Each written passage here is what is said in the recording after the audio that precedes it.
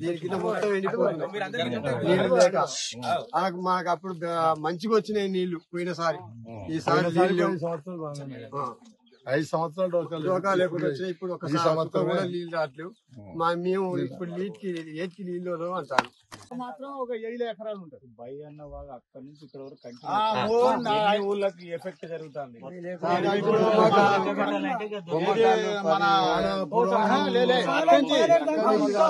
మన కొత్తపల్లి నుంచి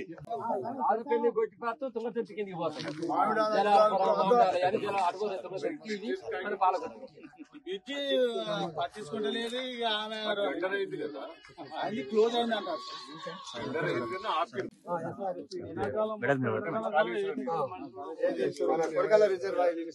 ఎప్పటికీ చెర్లు ఎప్పటికీ అలుగుపోసేది. అందువల్ల ఇది వేస్ట్ వాటర్ కింద అప్పుడు వదిలిపెట్టకుండా కదా.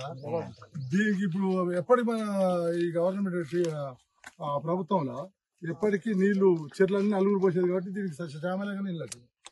ఇప్పుడు ఆ మధ్య కాలాలు బంద్ చేసి చెర్లు అలుగుపోయకుండా ఎక్కడెక్కడనే కంట్రోల్ చేసి ఇప్పుడు వాళ్ళు వదిలిపోతే చేపలలో వీళ్ళు వాళ్ళు రైతులు వదిలిపెట్టుకొని అలా చెర్లకు నీళ్లు పంచలేరు. చక్కగా డైరెక్ట్ వేరే దిక్కుపోతాయి. అట్లా కాదు. ఇప్పుడు ఉత్తమ్ కుమార్ రెడ్డి తీసుకపోతాడు కదా. ఉత్తమ్ కుమార్ రెడ్డి గారికి వచ్చి ముందు ఉత్తమ్ కుమార్ రెడ్డి తీసుకుపోయే నీళ్లు తమరు ఉన్నప్పుడు ఏం చేసేదంటే అక్కడ ఆఫ్ చేసేది. ఒక రోజు 2 రోజులు ఆఫ్ చేస్తే అది భయాన వాగు రిజర్వాయర్ అలుగుపోసేది. అలుగుపోస్తే ఎప్పటికీ ఇది నిండేది. ఇప్పుడు ఆ పరిస్థితి ఇప్పుడు కూడా అది ఒక్కని అయితే బంద్ చేస్తే ఇది పడుతూనే ఉంటాయి.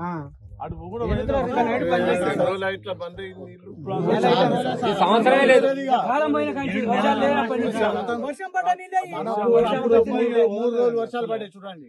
అప్పుడు పడ్డ నీళ్ళు తప్ప మళ్ళా నీళ్లు వచ్చుడు నీళ్లు వదిలిరన్న ముచ్చట లేదు. ఇక అన్న నీళ్ళకి తప్ప ఇక నీళ్లు వదలలేదు దీనికైతే.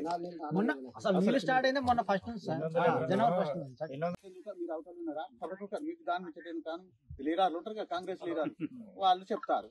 ఇక అది అత్యాయి బ్రిడ్జ్ అయితే ఎంత కాలం వస్తుంది.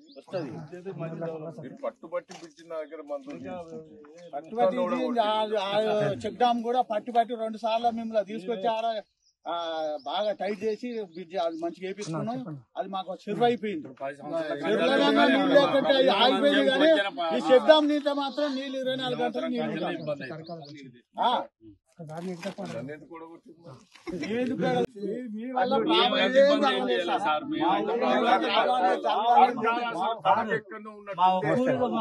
ఇటు రోడ్డు